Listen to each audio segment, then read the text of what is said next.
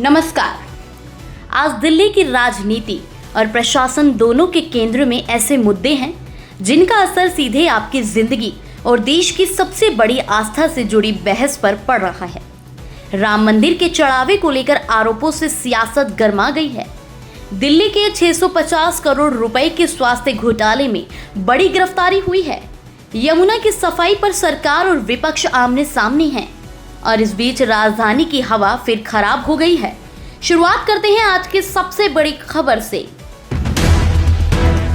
राम मंदिर में चढ़ावे और जमीन खरीद से जुड़े कथित अनियमितताओं के आरोपों ने राजनीतिक माहौल गर्मा दिया है।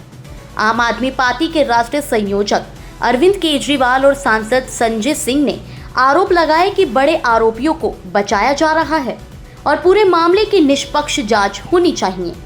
वहीं दिल्ली प्रदेश सौरभ भारद्वाज ने कहा कि ये मामला करोड़ों श्रद्धालुओं की आस्था से जुड़ा है और केवल छोटे कर्मचारियों पर कार्रवाई पर्याप्त नहीं है। लेकिन दिल्ली में सिर्फ यही विवाद नहीं, अब 650 करोड़ के स्वास्थ्य घोटाले ने भी राजनीति को गर्मा दिया है। 650 करोड़ के हेल्थ घोटाले में बड़ी गिरफ्तारी।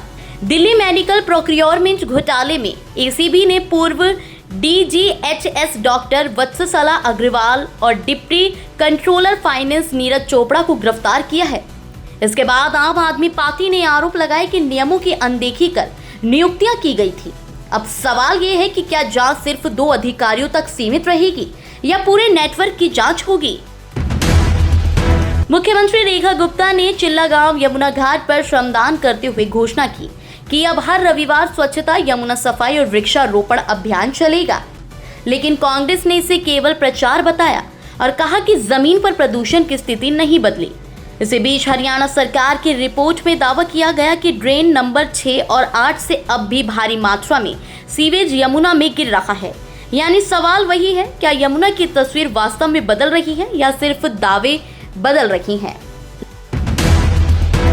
राजधानी के नए जिलों में तैनात राजस्व अधिकारियों को अब मजिस्ट्रियल शक्तियां मिल गई हैं।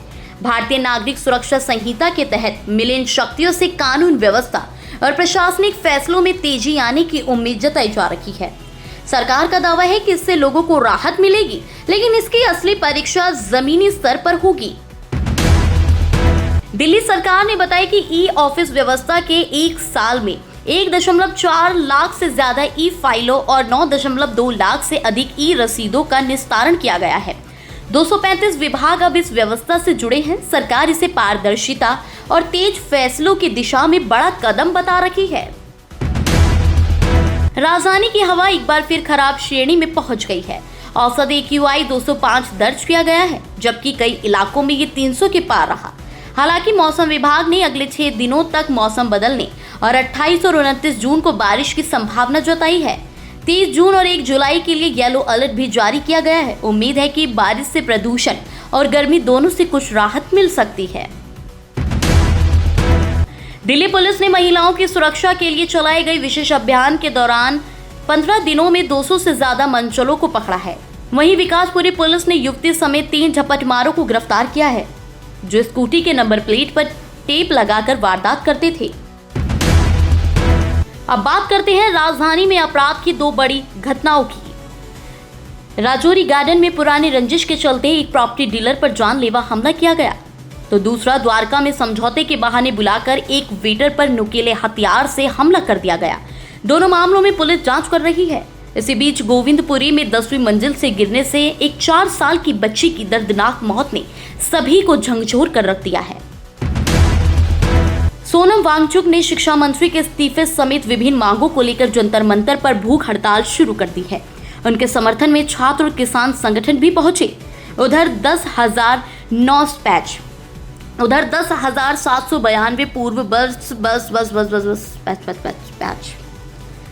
सोनम वांगचुक ने शिक्षा मंत्री के इस्तीफे समेत विभिन्न मांगों को लेकर जंतर मंतर पर भूख हड़ताल शुरू कर दी है। उनके समर्थन में छात्र और किसान संगठन भी पहुंचे। इस दौरान 10,792 पूर्व बस मार्शलों ने रोजगार बहाली की मांग को लेकर 4 जुलाई को विधानसभा मार्च का भी ऐलान किया है। अब बात करते हैं कुछ अच्छी खबरों की।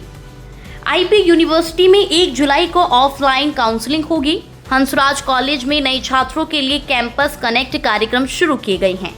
मुख्यमंत्री रेखा गुप्ता विकसित भारत संकल्प सम्मेलन और कबीर जयंती कार्यक्रम में शामिल होगी। इस्कॉन द्वारका में भगवान जगन्नाथ की भव्य स्नान यात्रा का आयोजन किया जाएगा। तो आज की सबसे बड़ी तस्वीर यही रही। राम मंदिर विवाद से लेकर स्वास्थ्य घोटाले तक सियासत तेज है। यमुना और प्रदूषण जैसे मुद्दों पर सरकार के सामने बड़ी चुनौती बनी हुई है, जबकि प्रशासनिक सुधारों और ई ऑफिस जैसे कदमों पर सरकार अपनी उपलब्धियां गिना रही है। इन सभी खबरों पर आपकी क्या राय है? क्या यमुना की सफाई इस बार जमीन पर दिखाई देगी? और क्या राम मंदिर मामले की निष्पक्ष जांच होनी चाहिए? कमेंट में अपनी राय जरूर लिखिएगा। और अगर वीडियो पसंद आया हो तो लाइक करें, शेयर करें और दिल्ली की हर बड़ी खबर के लिए चैनल को सब्सक्राइब करना बिल्कुल भी ना भूलें।